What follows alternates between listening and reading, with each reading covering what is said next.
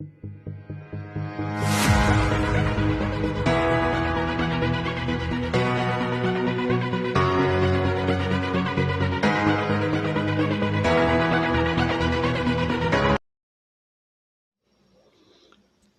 evangelismo, em sua essência, é a arte de fazer discípulo.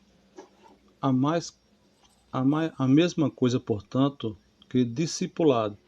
O próprio Jesus falou: é-me dado todo o poder no céu e na terra. Portanto, ide fazer discípulos em todas as nações, batizando-os em nome do Pai, do Filho e do Espírito Santo, ensinando-as a guardar todas as coisas que eu vos tenho mandado. E eis que estou convosco todos os dias, até a consumação do século. Mateus 28, 18 a 20. Fazer discípulo também significa mostrar o caminho a ser seguido e trilhar junto com esse novo discípulo, né? E é como andar de mãos dadas com uma criança, ensinando, mostrando os perigos do caminho. No texto acima vemos a chamada Grande Comissão de Cristo. Analisando as palavras de Jesus, observamos inicialmente a expressão no verso 18: é-me dado todo o poder no céu e na terra. Jesus se declara como soberano do universo, o maior. Essa declaração tem pelo menos duas reflexões para os seguidores de Cristo. Primeiro, é condição básica do êxito sabermos que Cristo, nosso comandante, é o maior, né?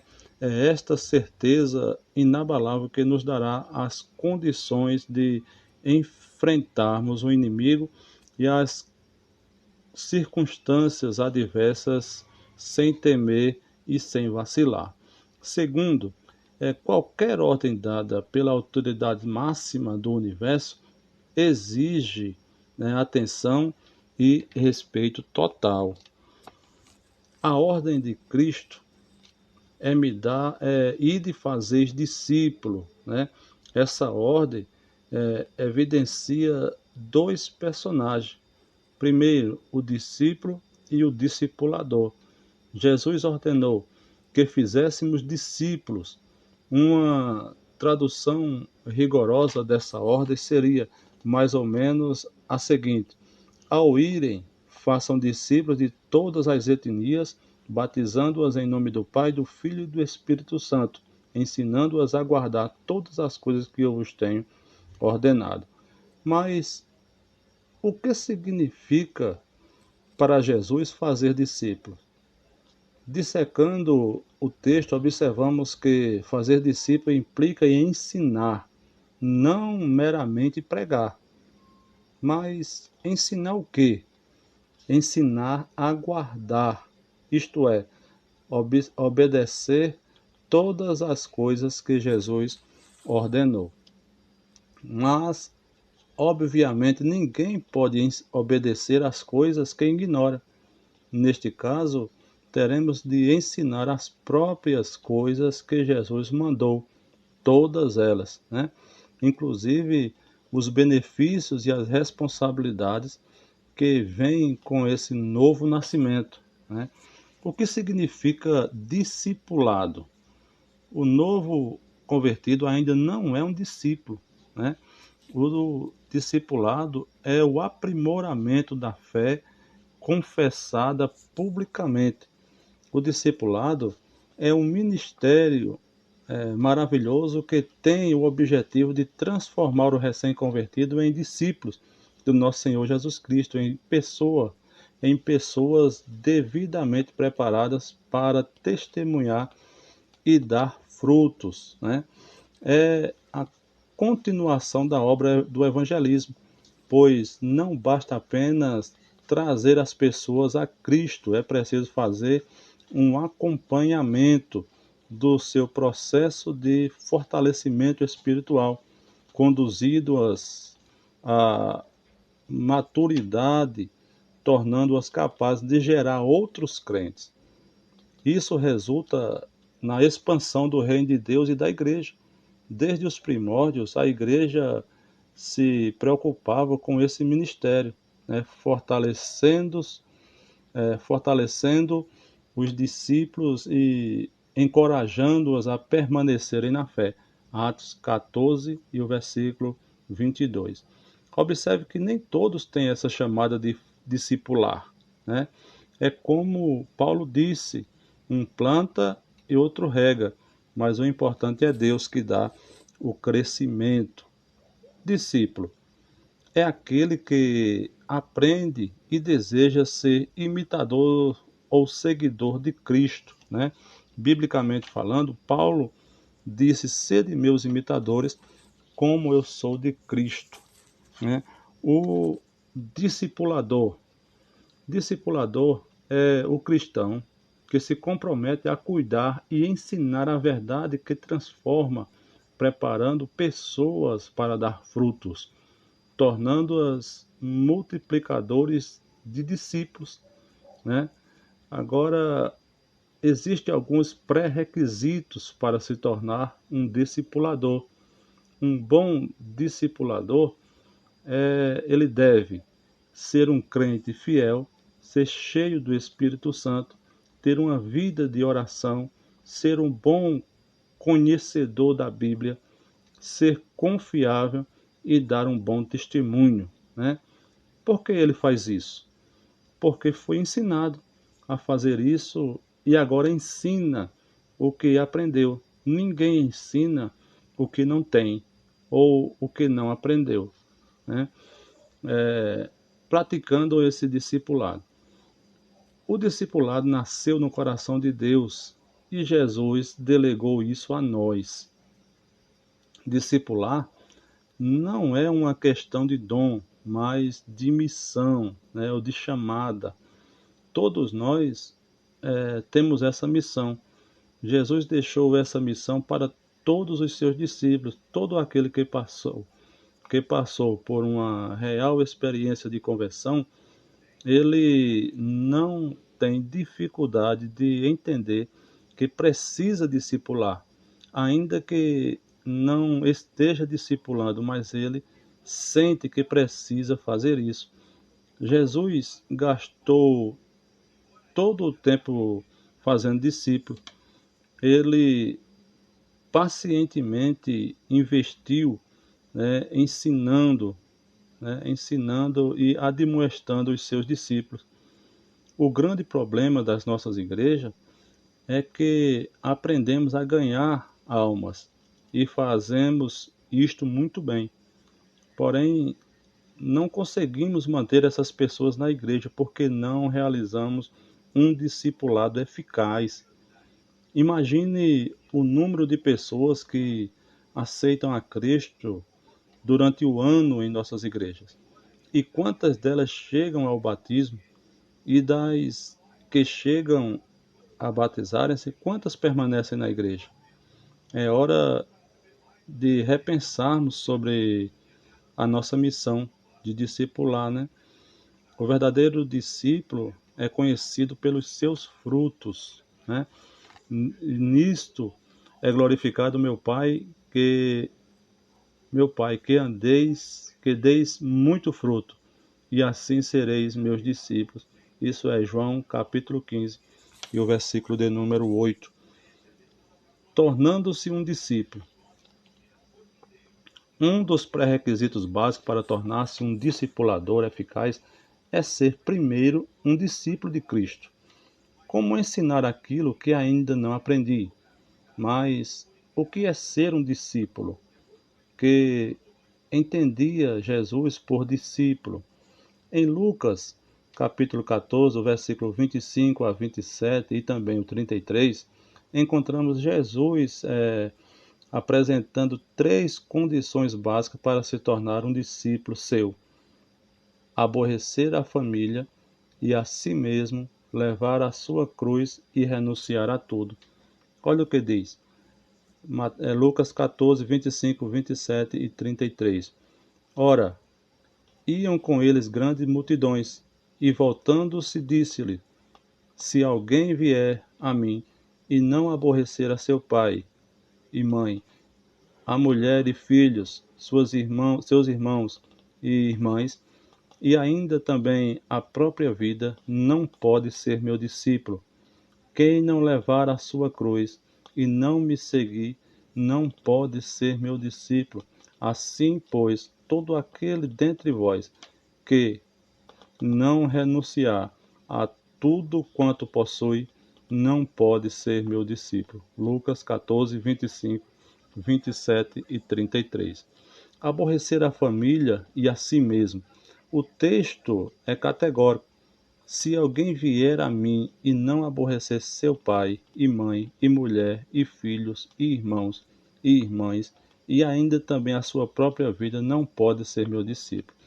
Será que Jesus estava incentivando as pessoas a odiarem seus pais, mulher, filhos e a si mesmo? De modo nenhum, de modo algum.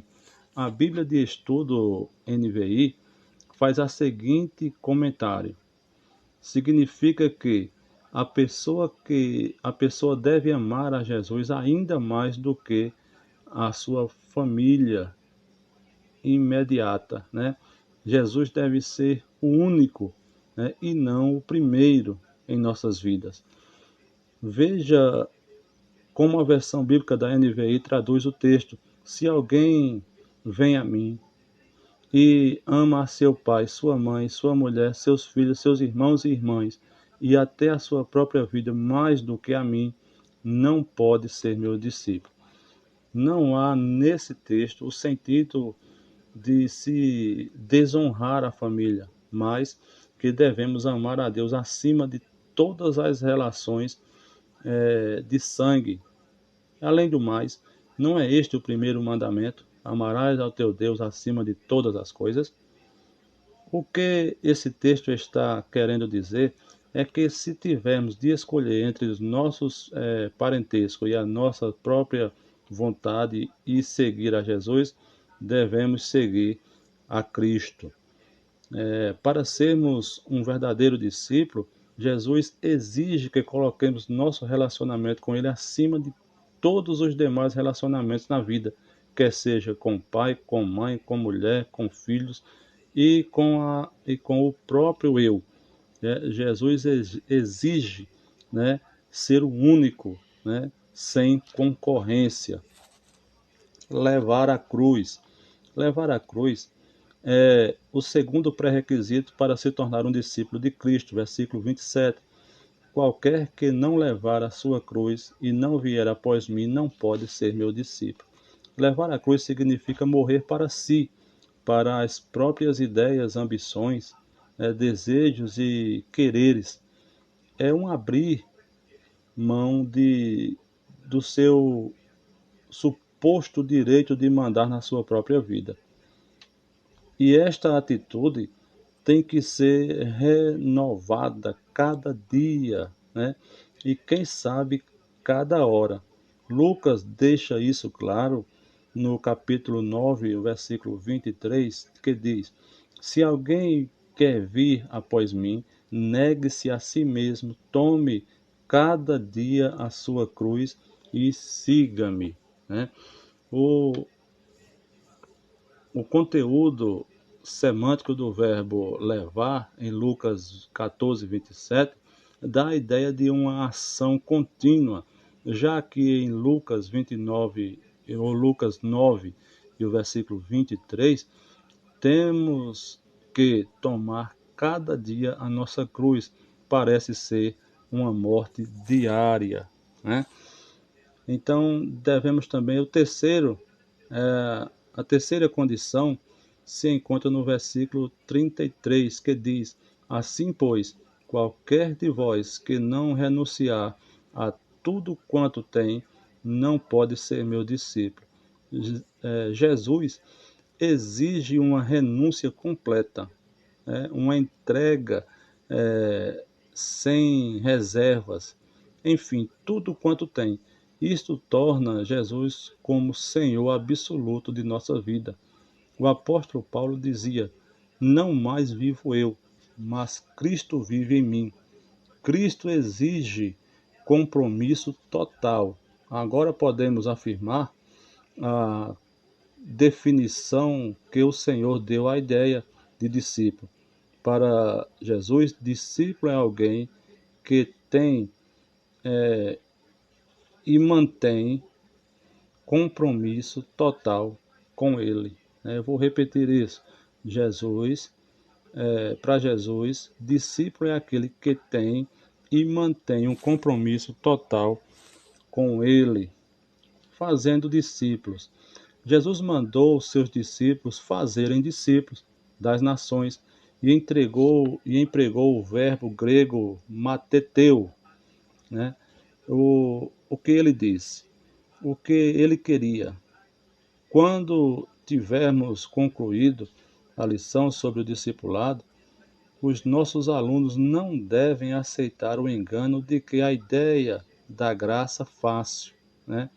A ideia da graça fácil, tão frequentemente associada à religião da fé somente, né?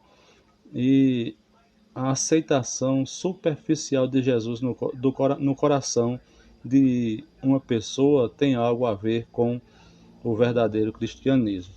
As mesmas três palavras para definir a palavra matetes, do verbo matano, que é aprender, aprendiz, aluno e discípulo, mesmo iniciante teria concluído isso do uso de Mateus 10, 24 a 25 e Lucas 6, 40, em que discípulo se opõe a mestre, assim como escravo se opõe ao seu senhor, né? Então, mais uma atenção mais ampla ao uso do Novo Testamento revela que discípulo implica uma ligação mais profunda com o Mestre do que às vezes podemos imaginar um uso moderno das palavras aluno e estudante. O discípulo não se senta apenas aos pés do Mestre e aprende com ele. Ele, na verdade, se compromete ao ensino do Mestre, pondo-se a estudar os escritos de Karl Marx sem ser discípulo de Karl Marx, né, sem ser um marxista, né? O discípulo implica não apenas aprender o ensino, mas a aceitação dele, dedicando-se ao mestre, aderindo ao seu ensino e ao seu estilo de vida. Portanto, palavras como adepto e mesmo aprendiz devem ser acrescentadas para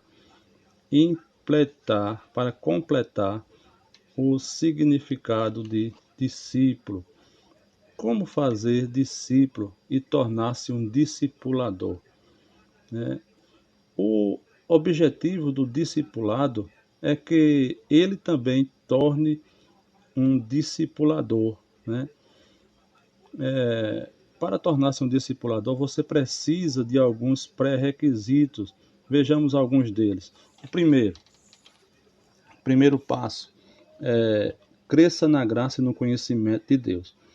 Quem já aceitou a Jesus e está em comunhão com Deus, irá desejar aprender como andar perto dele. A Bíblia chama isso de crescer na graça e conhecimento de nosso Senhor e Salvador Jesus Cristo, segundo Pedro 3,18. Algumas atitudes lhe ajudarão a crescer como novo convertido. Leia a Bíblia diariamente. A Bíblia é a palavra de Deus inspirada. Além de anunciar as boas novas de perdão e vida eterna, ela também responderá várias dúvidas que você terá à medida que tentar viver de maneira a agradar a Deus. Ela capacitará você a estar perfeitamente preparado para toda boa obra, né? Segundo a Timóteo, capítulo 3, e o versículo de número 18. O segundo passo, tornar-se um leitor assíduo da Bíblia. Não podemos ensinar aquilo que não conhecemos. Portanto, leia o Novo Testamento, nessa ordem. Primeiro leia todo o Evangelho de Lucas, um capítulo por dia. Ele o ajudará a entender os princípios básicos do Evangelho. Depois, o livro de Atos.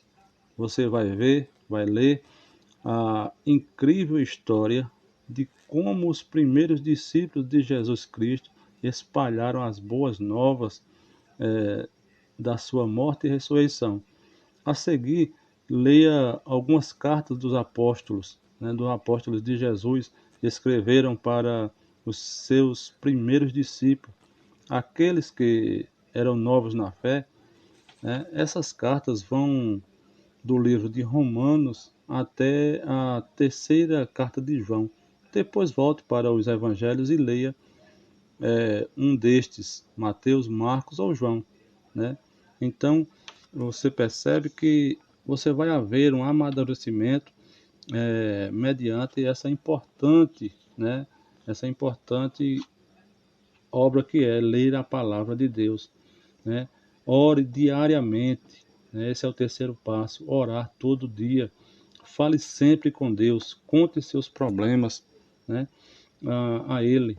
Deixe-o carregar o peso dos seus problemas. Mateus 11, 28 e 1 Pedro 5, 7. Louve e agradeça a Deus pelo que Ele é e pelo que fez por você. Reconheça sua fraqueza, né? Confesse seus pecados de maneira específica. Ore pedindo por outras pessoas para que ele também venham a receber Jesus Cristo como seu Salvador. Sugestões para a sua hora devocional diária. Defina um horário, né? Precisa ter definição de um horário para que possamos fazer o devocional diário. De preferência pela manhã.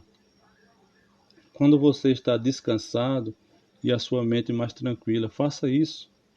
Faça disso um hábito, né? Escolha um lugar tranquilo onde você possa ficar sozinho com Deus. Faça uma lista de pedidos de oração, ore por você e por outras pessoas. Primeiro leia e medite sobre os textos das Escrituras e depois gaste alguns minutos em oração, né? E o quarto passo é aprenda a depender do Espírito Santo. Deus, na verdade, é três pessoas em uma, né? Deus Pai, Deus Filho e Deus Espírito Santo.